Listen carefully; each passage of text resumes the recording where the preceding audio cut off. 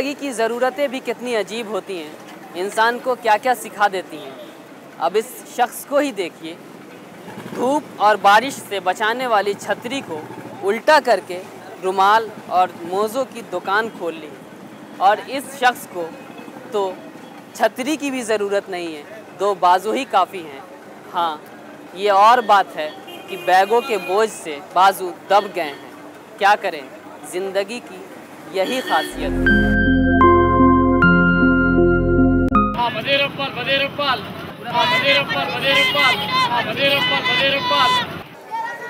ये शोर सुन रहे हैं आप, ग्राहकों को अपने जानिब राग़िब करने के लिए आवाज़ें लगाते ये लोग क्या थकते नहीं होंगे?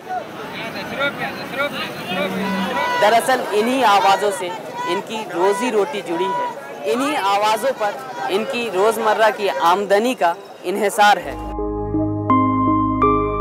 झुलसा देने वाली धूप हो या जिसमें सर्द लहर दौड़ा देने वाली बारिश, पेट तो रोटी मांगता है और इस रोटी के लिए हज़ारों अफराद फुटपाथ पर गली कूचों में मुख्तलिफ अशिया फ़रोख्त करने के लिए निकल पड़ते हैं। उन्हें हम लोग ठेला बंडी वाले, फेरी वाले, स्ट्रीट हॉकर्स या फिर वेंडर्स के नाम से जानते हैं। लेकिन क्या हम उनके मसाइल के बारे में भी जानते हैं या कभी हमने जानने की कोशिश की?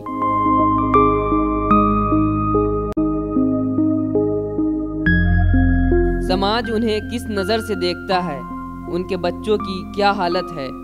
सामान फ़रोख्त करने के लिए दर बदर भटकने वाले ये लोग अपनी मुस्तकिल दुकान क्यों नहीं लगा लेते? फुटपाथ पर तमाम दिन धूप में क्यों ठहरे रहते हैं ये लोग? अब बोले तो जो कमा के रखते हैं वही उसमें एडजस्ट करते हुए। पढ़ाई लिखाई भी करते हैं? नहीं पढ़े नहीं। बच्चों को पढ़ाते? बच्चे हैं? और बच्चे हैं। बच्चों को पढ़ाते हैं? नहीं, बच्चे भी नहीं। अब उसने 250-200 में कैसा पढ़ा पाएंगे? बेसाहिबान, बेठिकाना, बल्दिया के ओहदेदारों का खौफ, पुलिस की हिरासानी, सामान के जब्त हो जाने का अंदेशा, चालान के तौर पर तमाम दिन की कमाई लुट जाने का डर। फिर भी इनका रिश्ता फुटपाथ से नहीं टूट सकता। क्यों? आखिर क्या मजबूरी है? सामान उठा के ले जाते पुलिस वाले या बल्दिया वाले बिना पैसा दिए, इस तरह का भी होता है क्या? बहुत होता। वो तो एक साथ ही हम लोग जाना पड़ता। कौन कहाँ जाना? पुलिस स्टेशन जाके हमारा सामान कम बन लेंगे, कट्टा बन के हमारा सेफ्टी करके आना पड़ता, नहीं तो वो सामान चले जाता। बहुत चलान करते साहब, बहुत परेशानी। हम 300 रुपये करते, 500 रुपये। ये तो तराजू लेके आते, फिर नवा तराजू ला लेना। हम ऐसी परेशानी। अंदर अलाउड करो बोलते, अंदर अलाउड नहीं करते। गाड़ी करने नहीं देते। मच्छी बच जाता, पूरा 10-10 किलो मच्छी लेके आके फेंक देते। हम यहाँ नहीं लगाना बोलता। कैसा जिएंगे वो? तो क्या करो, अब नौकरी नहीं है, कुछ भी नहीं है, घर में बैठ के बेच लो बोल के बोलते। कितने चालान हो जाते हैं अगर नहीं? 350 रुपये। 350 रुपये। तो कभी कभी ये शिकायत होती है कि ज़बरदस्ती चालान किया जाता है, क्या ये सही है? नहीं, उन लोग आ जाते हैं। कहाँ पे? डेली नहीं जाते ना, डेली जाते तो उन लोग नहीं आते। हमारे मुल्क की तस्वीर भी बड़ी निराली है। शॉपिंग कॉम्प्लेक्स की ऊंची इमारतें और फुटपाथ की छोटी अजीबो-गरीब दुकानें अमीरों की रंगीनियां और गरीबों की मजबूरियां पेश करती हैं। मुल्क के दीगर मेट्रो शहरों की तरह इंफॉर्मेशन टेक्नोलॉजी के मरकज़ हैदराबाद में भी एक तरफ ऊंचे तबके के लिए तमाम तर सहूलतों से आरास्ता कई मंजिला शॉपिंग मॉल्स, बिग बाज़ार की चकाचौंध मौजूद है, तो वहीं दूसरी जानिब गरीब और मुतवस्सित तबके के लिए फुटपाथ पर पसीने में शराबोर फेरी वाले।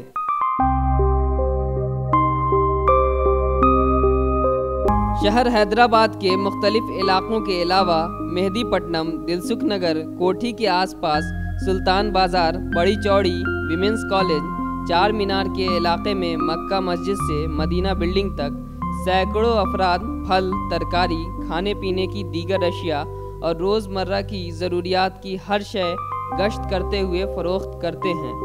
उनकी कोई मुस्तकिल दुकान नहीं होती।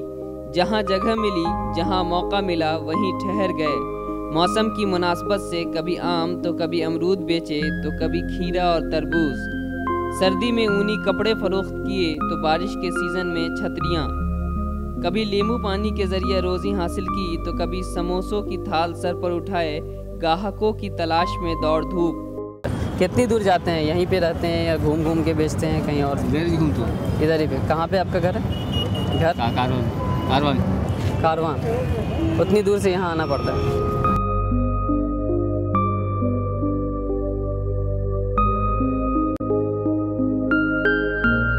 चार मीनार के दामन में आपको 70 साल के बुज़ुर्ग भी मिल जाएंगे और 8-10 साल के बच्चे भी। जिन बुज़ुर्गों को घर की ठंडी छाँव में होना चाहिए था, वो यहाँ कंधों पे बोझ उठाए सड़कों की खाक छान रहे हैं। और जिन बच्चों के हाथों में खिलौने और किताबें होनी चाहिए थी, वो यहाँ प्लास्टिक की खिलौने और दुआओं की किताबें लिए दर दर भटक रहे हैं उसे फरोख्त करने के लिए। हुकूमत को राइट टू एजुकेशन से पहले राइट टू फूड का कानून पास कर लेना चाहिए था, क्योंकि तालीम से ज़्यादा बुनियादी ज़रूरत तो भूख है ना।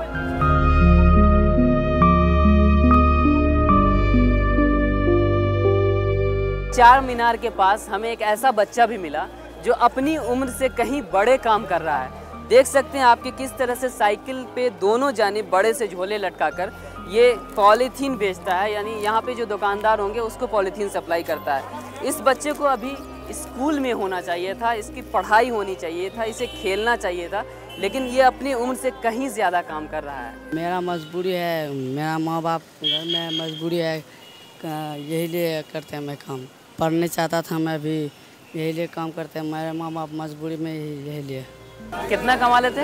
रोज 50-100 बैठ के बेचते। तो अभी तो आपको घर में बैठ के आराम करना चाहिए था, कोई और घर में नहीं है? हम करें कुछ भी नहीं है, कोई भी नहीं है। घर में कोई नहीं है, खुद से कमाना पड़ता है। इस उम्र में भी आपको कमाना पड़ता है अपने लिए? हाँ, मैं रोज 100 कमा के जाता हूँ। घर में और कौन कौन लोग हैं आपके?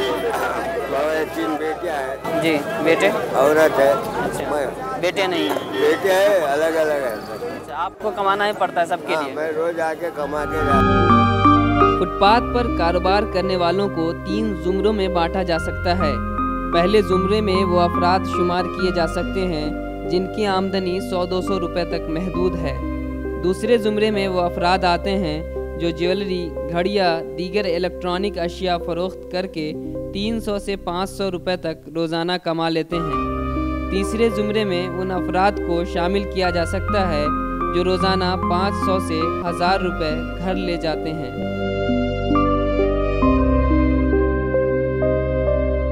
कितना कमा लेते हैं आप? दिन भर में 200-300 रुपये कमा लेते हैं। 200-300 रुपये डेली का? डेली का।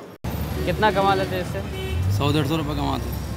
हमें हैरत तो उस वक्त हुई जब चार मीनार के दामन में घड़ियाँ फरोख्त करने वाले एक शख्स ने लक्ष्मण रेखा दिखाई। जी हाँ, आप इसे LOC यानी लाइन ऑफ कंट्रोल भी कह सकते हैं। अगर कोई वेंडर इस LOC को क्रॉस करता है तो पुलिस जुर्माना आयद करती है। पुलिस की गाड़ियों के मखसूस हॉर्न को सुनते हुए ये लोग अपने साजो सामान को समेटकर पीछे चले जाते हैं। ये लाइन से जरा है ना, लाइन से ठहरा कर दे तो जरा, अगर आगे गए तो चालन मार देते, अगर पीछे करे तो पीछे ठहरे तो नहीं, चालन नहीं मारते। 400 रुपये चालन मारते। चालान के भी 3 ज़ुमरे हैं। ठेला बंडी वालों को 500 रुपये चालान किया जाता है। गश्त करते हुए सामान फरोख्त करने वालों को 300 रुपये और आर्जी स्टॉल लगाकर इलेक्ट्रॉनिक या दीगर सामान फरोख्त करने वालों को 1000 रुपये का चालान किया जाता है। 100 रुपये चालान पड़ता। एक बार माल लेके गए तो चालान भरते, फिर लेके आते, सबको 100 रुपये। जितनी दुकान से माल लिया, अगर मामूली सी 5 पैंट भी लिए तो, अगर मामूली सी जैसा ये 5 फ्रॉक है ना, 5 फ्रॉक भी लिए तो ना 100 रुपये चालान मारते। कैमरे के सामने पुलिस की शिकायत करने से हर हॉकर और ठेला बंडी वाले ने गुरेज किया। सबका यही कहना था, हमें किसी झमेले में नहीं पड़ना। पुलिस और बल्दिया के ओहदेदारों के बारे में कुछ कहकर क्या अपने पैरों पर खुद ही कुल्हाड़ी मार लें। बहुत परेशानी है हमारे। पुलिस वाला आता, कार्ड दिखाता, मेरा डिपार्टमेंट है, मेरे को कम कर बोलता। क्या उसको नौकरी नहीं मेरा, तनख्वाह नहीं मेरा, समझ में नहीं आता। क्या करेंगे, नहीं निकाल दो, निकाल के फेंक देता हो। मक्का मस्जिद के पास बच्चों के रेडीमेड कपड़े फरोख्त करने वाले एक बुजुर्ग ने पुलिस की शिकायत तो की, साथ में ये भी कहा, टीवी पर मत दिखाना, पेट का सवाल है, हमको यही कारोबार करना है। फसाद के सबब शहर का अमन दरहम बरहम हो या मामूल की ज़िंदगी में कोई फ़र्क आए, आम आदमी के साथ साथ फुटपाथ पर कारोबार करने वाले अफराद सबसे ज़्यादा इससे मुतासिर होते हैं। बंद और हड़ताल की वजह से उनका चूल्हा जलना मुश्किल हो जाता है। शहर बंद होता है, उस दिन आपका घर कैसे चलता होगा? उस दिन तो अब घर में बैठना, कुछ 100-200 रुपये बाहर से लेके आने खा लेना, फिर यहाँ करना मेरा कुछ सभी गड़बड़ हो तो बंद कर देते, एक हफ्ता पूरा बंद कर देते, कुछ गड़बड़ हुआ तो बंद हुआ, बंद कुछ भी गड़बड़ हुआ बंद रहता हमारा दुकान। होलसेल दाम में मुंबई और दिल्ली से सामान लाकर फुटपाथ पर कारोबार किया जाता है। जिन अफराद के पास सरमाया की कमी होती है वो किसी दरमियानी आदमी से नकद खरीद कर या फिर उधार लेकर मुख्तलिफ अशिया फरोख्त करते हैं।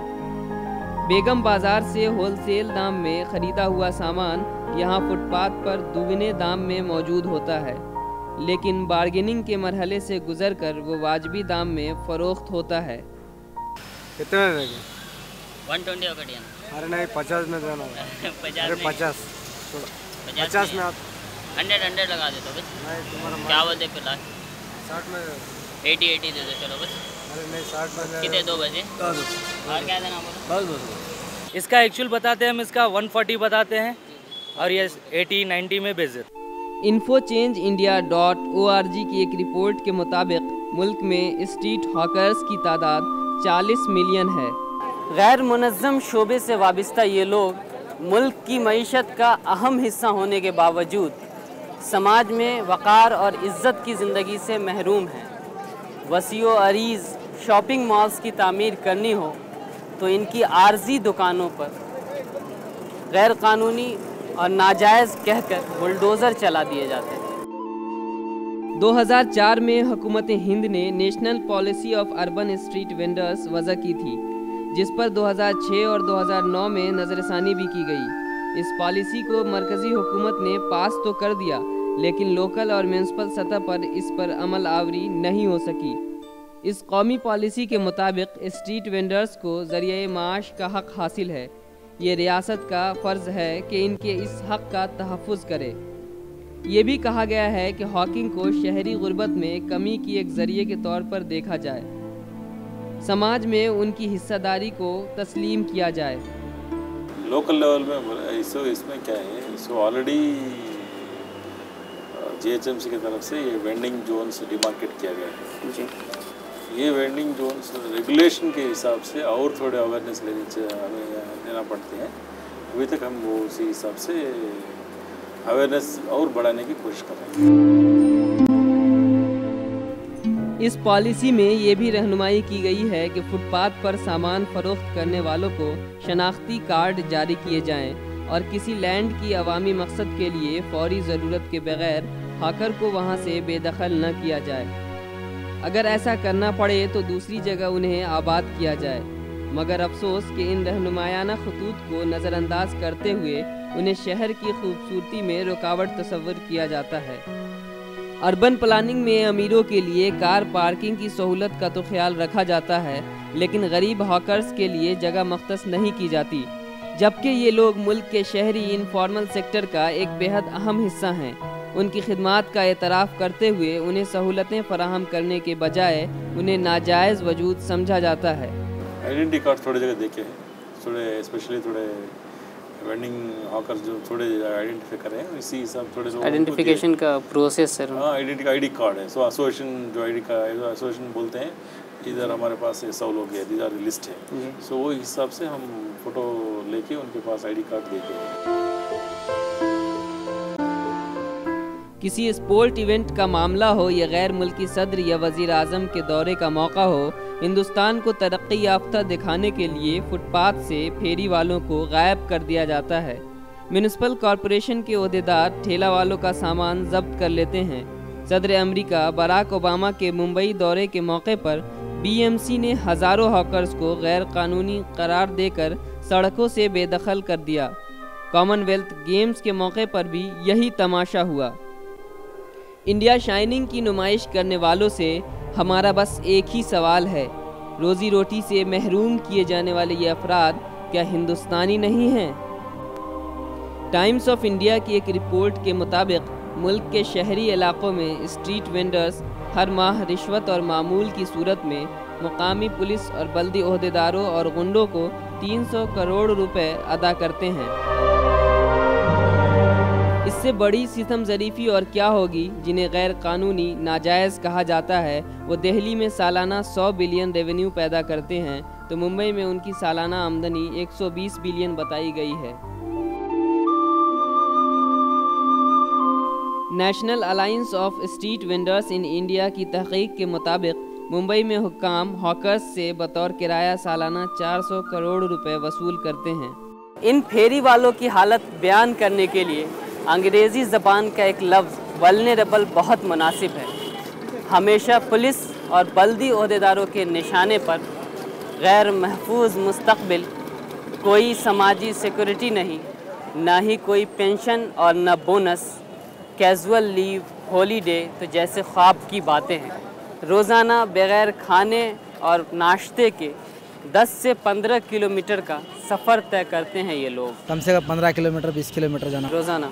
फिर खाना पीना नाश्ता वगैरह घर पे खाना नहीं तो नहीं, सामने होटल में खा लेना, नहीं तो कौसी रह लेना, कभी कभार भूखे रहना पड़ता आपको। करना पड़ता, पेट का वास्ते करके खाना पड़ता ना, धूप में होंगे गर्मी में होंगे करना पड़ता। दुकान क्यों नहीं खोल देते आप? तो पैसा हुआ तो खोल देते भाई, नहीं रहे तो कहाँ से खोलेंगे बोलो। इन्हें सुबह से शाम तक सख्त मेहनत व मुशक्क़त के बाद 100-200 रुपये मिलते हैं। कभी सीज़न हो और वक्त अच्छा तो कुछ ज़्यादा कमा लेते हैं, लेकिन कभी कभी तो 100 रुपये भी कमाना मुश्किल होता है। जब सूरज धूप समेट कर चला जाए और शाम दस्तक देने लगे तो ख़ास तौर पर फ्रूट वेंडर्स की ये ख्वाहिश होती है कि ज़्यादा से ज़्यादा फल फरोख्त हो सके, क्योंकि फल और तरकारी के सड़ने गलने का खदशा लगा रहता है। 1-2 रुपए कम हो, सस्ता हो, बिक जाए, ख़त्म हो जाए, बचना नहीं हमारे पास माल, दूसरे दिन ख़राब होता है और वो इसके लिए कमती बढ़ती बेच देते हैं हम लोग। फुटपाथ पर गैर मुनज़्ज़म फ़रोख्त यानी स्ट्रीट वेंडिंग्स सिर्फ हिंदुस्तान ही में नहीं बल्कि अमेरिका, सिंगापुर, मलेशिया, हांगकांग, चीन, कंबोडिया, फिलीपींस और वियतनाम में भी राइज है। कुछ जनूबी एशियाई ममालिक में जैसे सिंगापुर और मलेशिया में हॉकर्स के लिए खसूसी तौर पर इलाके मुख्तस कर दिए गए हैं। वेंडर्स को लाइसेंस दिए जाते हैं और हुकूमत की निगरानी में हिफ्ज़ान सेहत को मलहूज़ रखते हुए सहूलतें फराहम की गई हैं। मलेशिया ने एक कदम और बढ़ाते हुए स्ट्रीट वेंडर्स के लिए फलाही स्कीमें शुरू की हैं और इनके लिए तरबियती प्रोग्राम का भी एहतमाम किया जाता है। हॉकर्स के लिए हांगकांग में भी ऐसा ही निज़ाम मौजूद है। इन ममालिक के बरक्स हिंदुस्तान में वेंडर्स अफसोसनाक बल्कि शर्मनाक सूरत हाल का सामना कर रहे